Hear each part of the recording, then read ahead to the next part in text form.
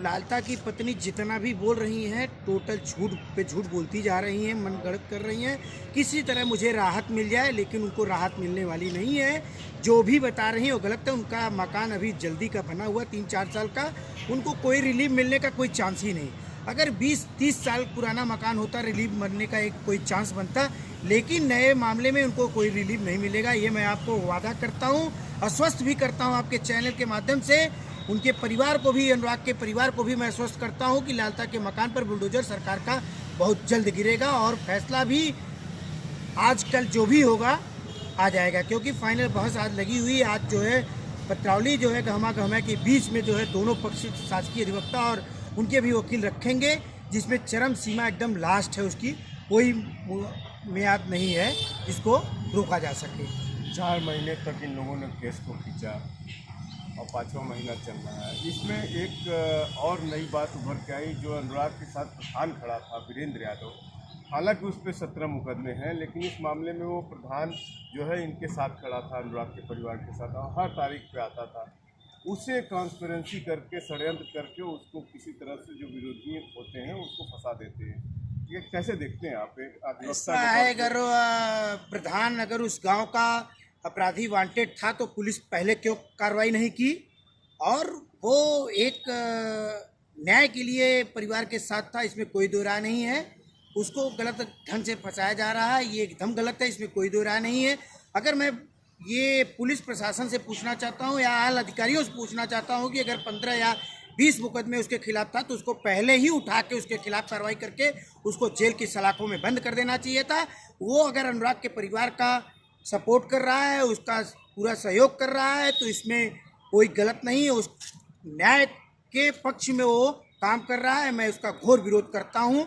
मैं पुलिस की भर्त्सना भी करता हूँ जो गलत ढंग से फंसाया जा रहा है। कहीं न कहीं इसमें लालता के किसी इंगेज पर्सन का होगा जो कि प्रधान को फंसाया जा रहा होगा, कहीं इधर उधर से कहीं गेम करके उस प्रधान को फंसाया जा रहा होगा। मैं ये प्रशासन से भी और शासन से भी मांग करता हूँ कि अगर प्रधान वांटेड था तो इस केस से पहले ही पुलिस को जो है वांटेड बना के उसकी गिरफ्तारी कर लेनी चाहिए थी। उससे हत्या से पहले इसके खिलाफ कार्रवाई होनी चाहिए था। इस समय जो भी कार्रवाई प्रधान के खिलाफ हो रही है गलत है, मैं इसकी घोर विरोध करता हूँ, निंदा करता हूँ। एक और मसला है कि जब ये घटना हुई, इतनी नृशंस घटना हुई जिससे सारा देश बदल गया, तो इस घटना में जो आरोपी हैं उनके मकान जो बंजर खाते की ज़मीन पर बना हुआ है, उसमें जो है उसके मकान पे स्टेट ही नोटिस चस्पा करता है कि ये जो तुम मकान बनाए हो इसमें आके कोर्ट में जवाब दाखिल करो कि ये बंजर खाते की ज़मीन नहीं है, ये तुम्हारी ज़मीन है। जो कुछ भी है वो स्टेट जिस मकान पे नोटिस चस्पा करता है, 5 महीने उस सरकारी ज़मीन, जबकि प्रधान भी लिख के दे चुके हैं, लेखपाल की रिपोर्ट है, तब भी इतने समय से खींच रहा है, इसका क्या मतलब? एक माननीय जो है सुप्रीम कोर्ट और हाई कोर्ट की एक व्यवस्था के नाते सरकार भी अड़चन में थोड़ा सा आ गई। नहीं तो सरकार की पहली जो है हत्यारे या किसी मामले में सरकार का बुलडोजर बहुत जल्दी चलता था। माननीय सुप्रीम कोर्ट की एक व्यवस्था गाइडलाइन आ गई कि बिना सत्यता जांचे या बिना कुछ कार्रवाई किए आप किसी भी मकानों पर जो है बुलडोजर नहीं चलाएंगे। इसलिए सरकार जो है अपने सरकारी अमले को अपने कस्टोडियन में लेके अपनी पूरी कार्रवाई करते हुए, जब भी उसकी सीमा समाप्त हो जाती है, सरकार अपने बुलडोजर को उसी गंतव्य के आधार पर लालता के मकान पर बढ़ाएगा। इसमें कोई दो राय नहीं है। हाँ, ये लेट जरूर हुआ है लेकिन न्याय भी मिल रहा है, इसमें कोई दो राय नहीं। सरकार निष्पक्ष कार्य कर रही है, इसमें कोई सरकार के ऊपर दबाव नहीं है। मैं भी आपको बताना चाहता हूँ, आपके चैनल के माध्यम से बताना चाहता हूँ कि अनुराग के परिवार को न्याय सरकार देगी, इसमें कोई दो राय नहीं।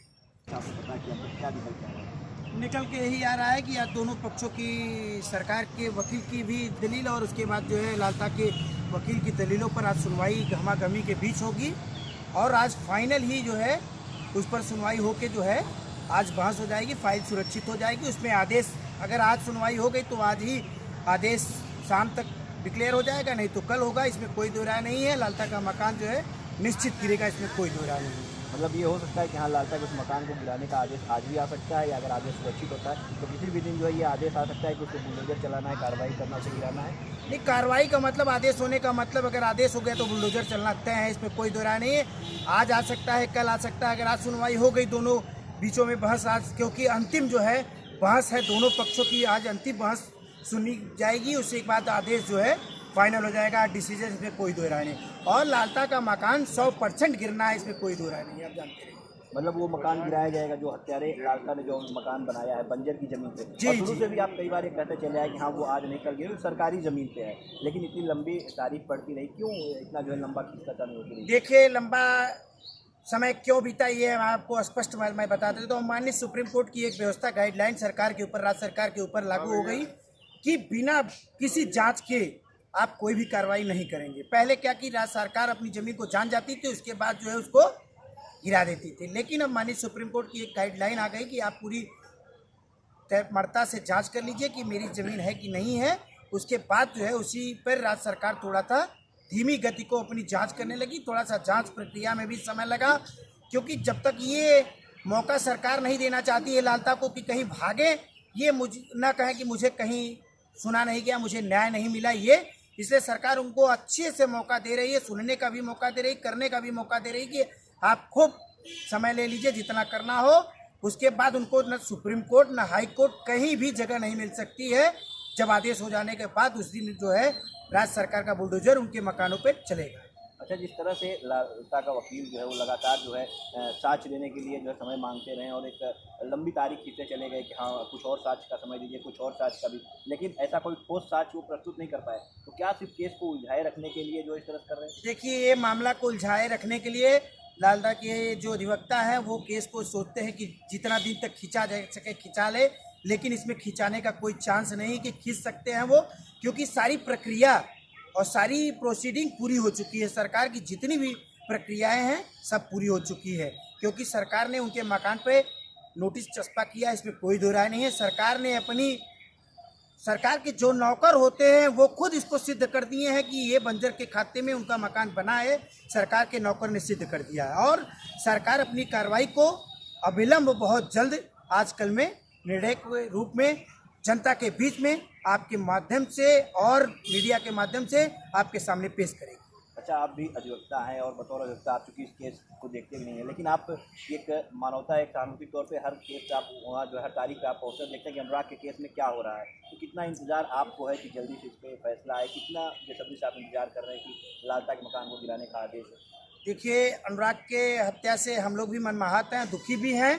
जो हत्या हुई एकदम गलत हुई, और जो थोड़ा सा डिले हुआ हम लोगों को भी बहुत अफसोस है। इस मामले में मैं भी सरकार से मांग करता हूं कि ऐसे मामलों में त्वरित कार्रवाई किए, उसमें ज़्यादा समय न लिया जाए, जिससे जनता को ये आश्वस्त हो कि हम उत्तर प्रदेश सरकार जीरो टॉलरेंस पे काम कर रही है।